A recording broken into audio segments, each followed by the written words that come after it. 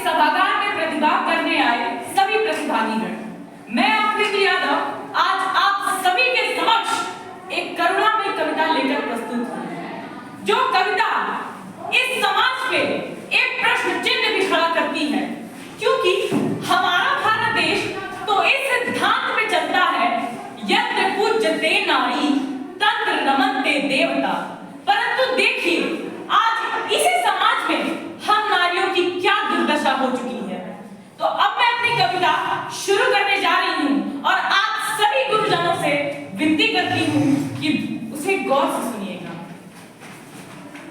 मैं स्त्री हूँ, मैं नारी हूँ, मैं स्त्री हूँ, मैं नारी हूँ, मैं कली हूँ, मैं फुलवारी हूँ, मैं दर्शन हूँ, मैं दर्पण हूँ, मैं दर्शन हूँ, मैं दर्पण हूँ, मैं ही नाथ, मैं ही गर्जन हूँ, मैं बेटी हूँ, मैं माता हूँ, मैं बेटी हूँ, मैं माता हूँ, मैं बलिदानों की गाथा हूँ, मैं श्रीमद् भगवत गीता हूँ, मैं श्रीमद् भगवत गीता हूँ, मैं ही द्रौपदी, मैं ही सीता हूँ। अरे इन पुरुषों की दुनिया ने मुझे कैसी नियति दिखलाई, कभी जुए में हार गए और कभी आखिरी परीक्षा दिलवाई। अरे कलयुग हो या सतयुग हो, इल्जाम मुझी पे आता है, क्यों घनी अंधेरी सड़कों पे चलने में मन घबराता है, चलने में मन घबराता है। अब मेरी आगे की पंक्तियां उन चंद पुरुषों की मानसिकता पे है जो ये सोचते हैं कि हम स्त्रियां उनके पैर की जूती होती हैं और जूती पहनाए तो यही पहनाए, हम स्वयं क्यों पहने। तो गौर करिएगा कि मुझे आगे बढ़ता देख तुम जलन भाव ले आते हो, कि मुझे आगे बढ़ता देख तुम जलन भाव ले आते हो। अरे याद करो मैं वही औरत हूँ जिसकी कोख से तुम इस दुनिया में आ पाते हो, तुम इस दुनिया में आ पाते हो। अरे हर महीने की पीड़ा सहती हूँ मैं और तुम मुझे को अपवित्र बताते हो। रक्त का कतरा कतरा गिरता है मेरे शरीर से और तुम मुझे नौटंकी का नाम दे जाते हो, नौटंकी का नाम दे जाते हो।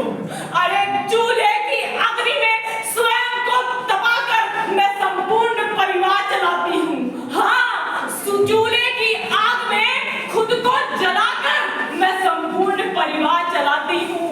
फिर भी ना जाने इतनी सस्ती क्यों हूँ सर, आजकल बाजारों में बिक जाती हूँ, बाजारों में बिक जाती हूँ। अब मेरी आगे की पंक्तियां उस दृष्टांत को जीवंत करती हैं जो एक स्त्री के जीवन में घटित हो, वो कभी सोच भी नहीं सकती। तो गौर करिएगा, जाने वो किसका साया था, जाने वो किसकी आहट थी, उन घनी अंधेरी सड़कों पे बाहों में मुझको खींच लिया। एक ने मुंह पर हाथ रखा और एक ने आंखों खींच लिया। हाँ, मारा है मुझको, पीटा है, बालों से मुझे घसीटा है, बर्बरता की उन सारी सीमाओं को मेरे अंगों में सलिया डाल के तोड़ दिया। फिर उन घनी अंधेरी सड़कों पे मुझे बिलखता छोड़ दिया।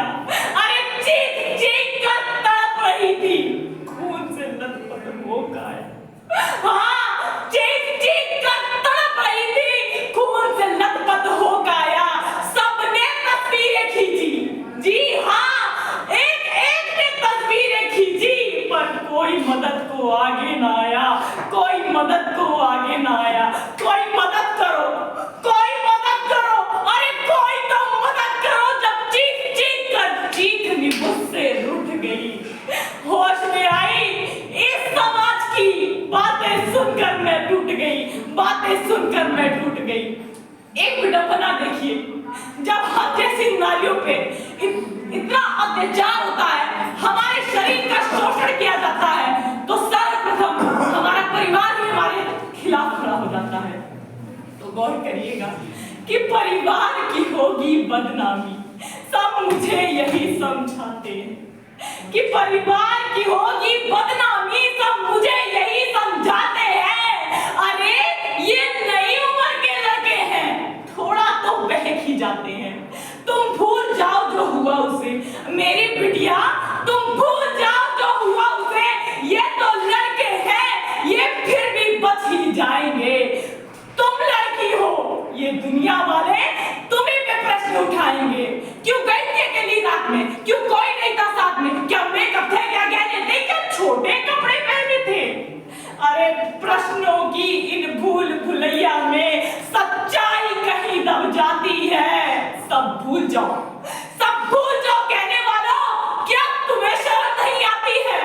अरे कैसे भूलूं उन रातों को, कैसे भूलूं उन रातों को, मुझको छूते उन हाथों को, उन सारी तकलीफों को, और कैसे भूलूं उन चीखों को। सब भूल जाओ कहना कितना आसान होता है ना, लेकिन झेलना उतना ही मुश्किल। सब भूल जाओ कहने वालों, याद रखो ये आखिरी गलती आपकी भी हो सकती है। कल बेसुध खून से लपट पड़ी बेटी सड़क पे आपकी भी हो सकती है, और इस दर्द से बड़ा कोई दर्द नहीं हो सकता। जो नारी का अपमान करे वो मर्द नहीं हो सकता। हाँ मैं ही वो निर्भया, हाँ मैं ही वो निर्भया, मैं ही वो 2 साल की बच्ची हूँ जो चीख चीख कर कहती रही, छोड़ दो मुझे, मैं अभी उम्र से कच्ची हूँ। हाँ हुआ तो शोषण मेरा भी, सुनिए गौर से सुनिए, हुआ तो शोषण मेरा भी, तो क्या करूं? मर जाऊं? आखिरी उपाय तो यही बचता है ना, हमारा समाज आखिरी उपाय यही देता है ना, खुद को खत्म कर लो, आत्महत्या कर लो। हाँ हुआ तो शोषण मेरा भी, हाँ हुआ तो शोषण मेरा भी, पर मैं खुद को मौत के घाट नहीं उतारूंगी। मैं कलयुग की द्रौपदी हूँ, परंतु लाज बचाने श्री कृष्ण नहीं पुकारूंगी। मैं स्वयं अस्त्र शस्त्र धारण कर मैं ही ब्रह्मास्त्र चलाऊंगी, और हनुमान जी की भक्त हूँ, ये कहने में कतई नहीं घबराऊंगी। तुम छू